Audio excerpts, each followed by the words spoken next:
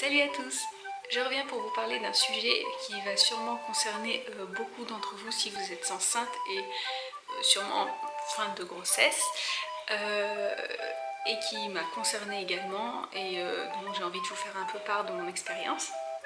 En fait, j'ai eu l'idée suite à un post Instagram d'une de mes Insta-copines qui parlait du fait que voilà, elle était un peu obligée d'être cloîtrée chez elle parce que bon, elle n'était pas alitée en fin de grossesse, mais que voilà, son médecin lui avait ordonné un peu de freiner les sorties, de prendre beaucoup plus de temps à la maison et de ne pas trop bouger, etc. Et du coup, elle se demandait ce qu'elle allait bien pouvoir faire de ses journées. Et donc, moi, c'est un sujet que je connais assez parce que pour ma première et pour ma deuxième grossesse, surtout pour la deuxième en fait, pour ma première grossesse, en fait, j'ai eu des chutes de tension en fin de grossesse. Et je crois, 3 semaines de mon congé mat. Je crois que c'était à 3 semaines de mon congé mat. Et du coup, non, même 4 semaines. Et du coup, en fait, donc c'est moins grave que des hausses de tension, bien sûr, on est d'accord. Mais en fait, j'avais tellement de chutes de tension parce que bébé prenait tellement de place, il me coupait complètement la circulation. Moi, j'étais à limite à tomber dès que je me déplaçais, enfin, que j'étais dans un magasin ou quoi, dès que je marchais, j'étais limite à tomber. Donc c'était pas très agréable. Et du coup, pour cette grossesse et également pour la deuxième, où là j'étais arrêtée un petit peu avant, je crois que j'étais arrêtée 5 semaines avant le congé mat. Et pareil, là c'était pas des chutes de tension, c'était que j'avais des contractions, mais j'en avais eu pendant toute ma grossesse, c'était très douloureuse, vraiment très douloureuse. Et pour cette deuxième grossesse, au moment où j'ai été arrêtée, j'étais vraiment mais HS quoi. J'avais énormément de soucis du style des remontées acides, enfin les choses banales, mais en 10 000 fois pire. Enfin, j'étais vraiment très très mal, je dormais pas, j'étais épuisée, j'avais des douleurs, mais franchement ça a été une horreur. Bref, du coup j'ai dû rester un peu cloîtrée chez moi et c'était... Si vous entendez des petits bruits, c'est Marceau qui est en train de jouer à côté, mais tout va bien. Il joue avec le garage des tutus de bolide. Bref. Du coup, j'étais tellement mal, franchement, j'ai dû rester cloîtrée chez moi en fin de... Déjà parce que je me l'imposais, parce que voilà... je suis consciente que voilà, je voulais pas que mon bébé arrive trop tôt. Et surtout parce qu'on m'avait dit voilà, que si je continuais comme ça, ça pouvait être dangereux pour bébé. Donc je vais vous donner en fait dans cette vidéo, je sais pas comment je vais la titrer parce que c'est assez complexe à écrire, on va dire, à expliquer plutôt. Je vais vous donner quelques conseils sur, par exemple, si vous êtes dans le même cas que moi j'ai pu l'être, je vais vous donner des conseils sur comment maintenir une activité et trouver de quoi se divertir quand on est cloîtré chez soi en fin de grossesse. Donc je parle pas vraiment des dernières semaines où vous pouvez marcher partout, mon fils a besoin, je reviens tout de suite. Voilà, donc je parle pas des dernières semaines vraiment où vous avez le droit en fait de vous déplacer et que bébé peut arriver sereinement. Donc je dirais à partir de 38 semaines d'aménorrhée, je crois qu'on peut vraiment faire ce qu'on veut, même 37 il me semble. Mais je parle vraiment de au-delà, quand il y a un risque que bébé arrive avant et que voilà, vous êtes cloîtré mais pas alité, parce qu'alité ça je l'ai pas connu, heureusement. Du coup j'ai noté quelques petits conseils et je vais vous les énumérer. En premier, moi je vous conseille, tout bête, de préparer les faire-part de naissance. Parce que le moment où bébé sera là, à partir de ce moment-là, vous n'aurez pas le temps de vous en occuper. Donc je vous dis, moi c'est ce que je fais à chaque fois, enfin, je l'ai fait les 2 fois. Vous allez sur un site qui vous plaît, je ne sais pas si c'est un truc que par exemple vous avez envie de personnaliser complètement et de faire appel à un graphiste ou je ne sais quoi. Enfin je ne sais qui plutôt. Mais si vous voulez par exemple faire ça via un site type Popcart ou Rosemou ou j'en sais rien, vous pouvez préparer en fait en ligne, faire un brouillon de votre faire-part et vous aurez juste à changer, vous savez déjà le prénom j'imagine, sauf si c'est un bébé surprise, enfin fille, garçon vous ne savez pas, mais en tout cas vous aurez juste à changer, vous aurez choisi le modèle, le nombre, etc. et vous aurez juste à changer la date, le poids, la taille, etc. Donc je vous conseille de faire ça en amont parce que comme ça, le moment venu, ce sera assez rapide. Bon, alors moi je vous dis ça, mais je l'ai fait en amont. Je les ai commandés juste après la naissance, je les ai reçus hyper rapidement, je les ai toujours pas envoyés quoi. Enfin j'ai donné au compte-gouttes à chaque personne que je pouvais voir chez moi, mais je les ai pas encore envoyés, je suis vraiment minable. Mais je vous avoue qu'on avait eu pas mal de tracas du coup, j'ai mis ça de côté. C'est pas grave. Dans les autres choses que vous pouvez faire pour vous avancer, c'est une liste de naissance. Donc nous, pour Jeanne, on en avait fait une petite, mais voilà, on l'avait pas, enfin, on l'a donné à ceux vraiment qui demandaient, mais ça a été très rare. Et pour Marceau, on n'en a pas fait du tout. Mais en tout cas, je sais que ça se fait beaucoup. Il y a beaucoup de gens qui veulent faire des listes de naissance ou voilà, qui la diffusent sur les réseaux sociaux, quoi. Enfin, moi, je fais pas trop ça. Mais en tout cas, si vous voulez faire une liste de naissance, profitez-en. Allez sur le site, par exemple, mesenvies.fr. Je sais que ce site, je sais pas du tout des partenariats, hein, ce que je dis, enfin, vous me connaissez. Et du coup, sur le site mesenvies.fr, vous pouvez vraiment mettre tous les produits que vous voulez et pas forcément ceux d'un tel ou tel magasin. Par exemple, je crois que chez Orchestra, je suis même pas sûre, ou Aubert, enfin je sais pas, vous pouvez faire une liste, mais c'est que des produits qu'on trouve chez Aubert forcément. Et il y a genre une limite, un minimum d'achat, ou je sais pas quoi, enfin il y a un peu des contraintes. Je ne juge pas du tout, hein, parce que je sais que voilà, ça peut être avantageux et tout, il y a des pourcentages. Enfin, c'est pas du tout, voilà, vous faites comme vous voulez, mais c'est vrai que moi ce site, je l'aime bien. Et l'avantage, ouais, c'est qu'on peut mettre le prix, la description, l'image, enfin c'est hyper rapide, vous avez juste un petit bouton à installer, hop, vous cliquez, oh, je veux l'ajouter à ma liste, et vous pouvez modifier si vous avez envie. Dans les autres choses que vous pouvez faire, c'est bien entendu du shopping, mais alors du shopping en ligne, parce que vous ne pouvez pas bouger de chez vous. Donc c'est pas une activité énormément, voilà, on ne se bouge pas vraiment, c'est assez mou quoi, mais je peux vous dire que c'est pratique. Moi c'est ce que je faisais pour mes 2 grossesses, surtout pour Jeanne. Je reviens. Bon, j'ai envie de dire c'est une habitude, mais me voici de retour avec mon bébé qui est très agité, il veut tout le temps être debout. Ne vous inquiétez pas, tout va bien. Hop là, tout va bien. Tout va bien. Du coup, je disais que oui, vous pouvez faire du shopping en ligne. C'est ce que je faisais pour ma première grossesse. Du coup, c'est hyper pratique parce que voilà, si vous manque des affaires, que vous êtes contraint d'un coup d'être arrêté, et que voilà, il vous manque plein d'affaires, que ce soit de la déco, des meubles, du mobilier, ou alors des habits tout bêtement, de la naissance, un mois, etc., bah, vous pouvez tout commander en ligne et tout arrivera chez vous tranquillou. Pas besoin de s'inquiéter, pas besoin de bouger. Ensuite, vous pouvez toujours réfléchir à un prénom. Si le prénom n'est pas du tout choisi, bah c'est le moment. Vous pouvez vous commander en ligne un petit livre sur les prénoms. Et vous pouvez également vous mettre dans une nouvelle activité. Par exemple, le tricot, la couture. Moi, je sais qu'en général ça réveille des envies, le fait d'attendre un bébé, on a envie de lui faire des petites affaires, on a envie de lui faire des chaussons, après une écharpe, un bonnet, on veut tout lui faire, que ce soit en tricot ou en couture, enfin on s'y met toutes je pense. Il doit y avoir 70% des femmes qui font ça, c'est assez fou. Mais honnêtement, enfin, ça dure qu'un temps. En tout cas, pour moi, c'était le cas. Ça m'est arrivé que pour ma première grossesse. Pour Marceau, je n'ai même pas essayé parce que voilà, on peut dire clairement que je suis pas très douée.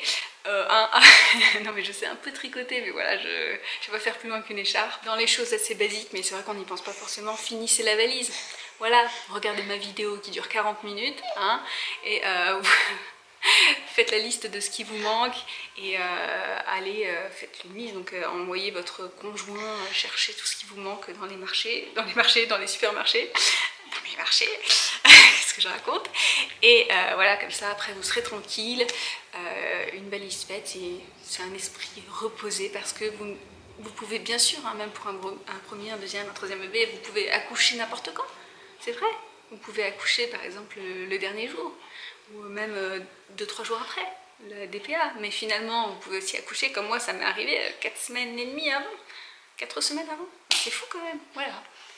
Donc, moi je vous dis, ayez l'esprit libéré et faites votre valise. Aussi, les choses sympas à faire, hein. Bon, au début c'est sympa, mais après c'est un peu une corvée, on est d'accord. Déjà, vous pouvez trier toutes les petites affaires de bébé, voir ce que vous avez en naissance, en 1 mois, en 3 mois, en 6 mois. Moi je vous conseille honnêtement, déjà pour la valise, regardez ma vidéo, mais je vous conseille de prendre du naissance. Parce que même si on vous dit, oui votre bébé il sera gros, etc. Ouais, quand vous vous retrouvez à la maternité et qu'on vous dit, bah ils sont où vos pyjamas en taille naissance? Votre bébé il va avoir froid avec des pyjamas en 1 mois, il flotte dedans, bah c'est super, parce que vous vous sentez coupable de ne pas avoir pensé à prendre du naissance. Et enfin voilà, moi je vous dis, ça ne coûte rien du tout de prendre un petit pyjama, enfin j'exagère, mais 2 pyjamas de naissance, 2 body naissance, voilà, on sait jamais, votre petit bout il aura sûrement besoin de ça. Et après vous prenez du 1 mois, du 3 mois, mais surtout ouais, prenez du 3 mois à l'avance parce que ça va bien vous soulager quand vous allez arriver au jour J où il faudra vraiment mettre du 3 mois, je sais pas, peut-être qu'à 1 mois il faudra lui mettre du 3 mois et vous aurez rien acheté parce que vous serez dit oh j'ai le temps de voir venir. Non non, il faut aller jusqu'aux 3 mois et même je vous recommanderais aux 6 mois, mais après c'est vrai que niveau cadeau de naissance vous allez beaucoup recevoir, je pense, du 6 et du 9 mois. C'est assez commun en général, c'est 6, 9 mois ou alors 12 mois, il y a des gens qui sont vraiment prudents et mettent du 12 mois, ce qui est très bien aussi. Tout cadeau est vraiment sympa, mais c'est vrai qu'en général on offre 6-9 mois pour les naissances et du coup on se retrouve sans 3 mois, enfin c'est souvent comme ça. Donc je vous conseille d'en acheter en avance parce que ça arrive très vite. Donc vous pouvez en fait trier ces affaires et aussi bien entendu laver les petites affaires de bébé. Donc là vous allez voir, c'est sympa la première machine où vous mettez la petite lessive toute douce pour bébé, ensuite vous étendez ça sur le séchoir, vous trouvez ça trop mignon et après vous allez voir que vous allez vite vous lasser que ça marche. Parce que les machines, ça y va, ça y va, ça y va. Moi, depuis que j'ai mon deuxième bébé, c'est genre, mais j'ai jamais vu autant de machines, j'ai jamais fait autant de machines, j'ai jamais autant mis d'affaires sur le séchoir. Enfin, c'est tout le temps, tout le temps. Ça se ralentit un petit peu parce que c'est vraiment dans les premières semaines de bébé 2 qu'il y a beaucoup de machines à faire. Parce qu'il salit tout le temps, hein, on est clair. Et, mais sinon, ouais. Faire des petites machines et ensuite vous rangez toutes ces petites affaires dans sa penderie. D'ailleurs vous pouvez en profiter pour finir de préparer la chambre, donc la décoration, les meubles, enfin c'est des trucs tout bêtes mais c'est important. Et vous pouvez aussi en profiter pour voir par exemple si vous avez acheté la poussette, enfin j'espère que vous avez acheté, si vous êtes dans les dernières semaines, achetez la poussette quoi. La poussette, le Cozy, les transats, le baby cook, j'en sais rien, profitez-en pour voir comment ça marche parce que ça c'est tout bête mais le jour J, si vous savez pas comment vous allez faire. Du coup il n'y a pas trop le temps d'apprendre au dernier moment, donc il faut apprendre avant et surtout le porte-bébé. Alors je sais pas si vous prenez un porte-bébé ou un... Enfin, vous pouvez prendre un porte-bébé écharpe par exemple, ou même un physiologique. Mais c'est quand même assez complexe honnêtement, donc entraînez-vous, regardez des vidéos YouTube, des tutos, etc. Et ça devrait aller, mais c'est vraiment important de s'entraîner. Vous prenez un poupon, j'en sais rien, ou un drap et faites comme si vous aviez un bébé. Je vous propose aussi, tout bête, mais d'inviter des copines. Profitez-en pour voir des copines. Bah oui, parce que dans les dernières semaines, la vie sociale, elle est un peu... Qu'est-ce qu'il y a, chérie? La vie sociale elle est un peu rabougrie hein, et du coup il faut bien voir du monde. Donc moi ce que je faisais pour Jeanne par exemple c'est que, et même pour Marceau, non Marceau moins parce que Marceau j'étais bien occupée avec Jeanne, mais c'est surtout pour Jeanne, j'invitais tout le temps du monde, donc j'étais toujours prise. Tous les après-midi je voyais quelqu'un, enfin j'exagère mais c'était... je voyais pas mal de monde parce que voilà, et ça me permettait de maintenir le moral parce que j'aimais pas trop ça, j'étais en plus dans 34 mètres carrés, donc voilà, on est vite fatigué, on peut pas bouger, il fait hyper chaud, enfin vous voyez le truc. Donc j'étais bien contente et voilà, vous faites péter la bouteille de festillant. Et qu'est-ce qu'il y a? Tu vas être debout, tu vas être debout coquin. Mais tu es debout. Et profitez-en également pour regarder des vidéos YouTube. Bah oui, moi c'est ce que je faisais. Voilà, parce que ça détend, mine de rien. Et puis ça rassure quand on regarde des témoignages d'accouchement, des témoignages de mamans sur comment elles vivent leur grossesse, si c'est le deuxième, ou par exemple comment elles vivent les premiers temps, etc. avec le bébé. Vraiment, vous avez plein de témoignages vraiment intéressants de la vraie vie, quoi, des vraies mamans. Et sans filtre, donc je trouve ça vraiment top. Moi-même quand j'étais enceinte de Jeanne, donc ça remonte, je regardais des chaînes comme La vie est belle, Miss Elbulle, je regardais Alba Chanel, Ellie Rose aussi, je regardais Allo Maman, enfin bref, je regardais toutes ces chaînes-là. Et ça fait du bien de voir des gens qui vivent un peu les mêmes choses et ça rassure. Donc voilà, moi je vous conseille de faire ça et en plus vous avez le temps, donc profitez-en. Et le dernier conseil qui n'est pas des moindres, c'est profitez-en pour faire des grasses matinées. Ouf. Des grasses matinées, mais moi je vous le dis, vous allez vraiment, vous avez besoin de recharger les batteries, mais surtout profitez-en parce que ça n'arrivera plus jamais. Pour le premier encore, vous allez pouvoir confier par-ci par-là le bébé. Mais alors pour le deuxième, vous ne dormirez plus jamais, mais plus jamais de grasse mat, plus jamais de nuit parfaite, ça n'existe pas. Bon alors on a eu un petit incident de parcours, mais tout va bien. On va tenir la fin de la vidéo comme ça. Oui. Du coup, oui, profitez-en pour dormir. Le sommeil, mais pour moi c'est un vague souvenir. Et franchement, même si la grossesse est horrible, hein, comme j'ai pu le vivre pour Marceau, eh bien, je vous dis, je trouve que je dors quand même moins maintenant. Et j'espère que cette vidéo vous aura été utile. J'ai sûrement oublié des choses hein, que vous pourrez faire. Peut-être que vous pouvez m'aider et marquer dans les commentaires hein, si j'ai oublié des choses. Et surtout, je vous souhaite, si vous êtes enceinte et dans les dernières semaines, je vous souhaite de vivre des derniers instants fabuleux. Profitez-en parce que même si c'est dur, dites-vous qu'après, vous aurez la petite pointe de nostalgie, peut-être pas, mais peut-être que oui. Et il faut profiter de chaque instant parce que chaque instant, même s'il est parfois pas facile, et ben, c'est quand même un instant merveilleux de se dire qu'on a la vie en soi. Et puis après, il y a des petits bouts qui arrivent et voilà. Et ils ont déjà 6 mois et ça passe trop vite. Voilà, j'espère que la vidéo vous aura aidé. Je vous fais plein de bisous à tous et je vous dis à très bientôt. N'oubliez pas, je le dis à la fin, mais à chaque fois j'oublie, mais vous n'oubliez pas de me suivre sur Instagram si ça vous dit. Je poste régulièrement et vous pouvez aussi vous abonner à la chaîne et vous pouvez liker la vidéo et vous pouvez la commenter. Enfin voilà, faites ce que vous voulez. Et je vous dis à très bientôt. Salut!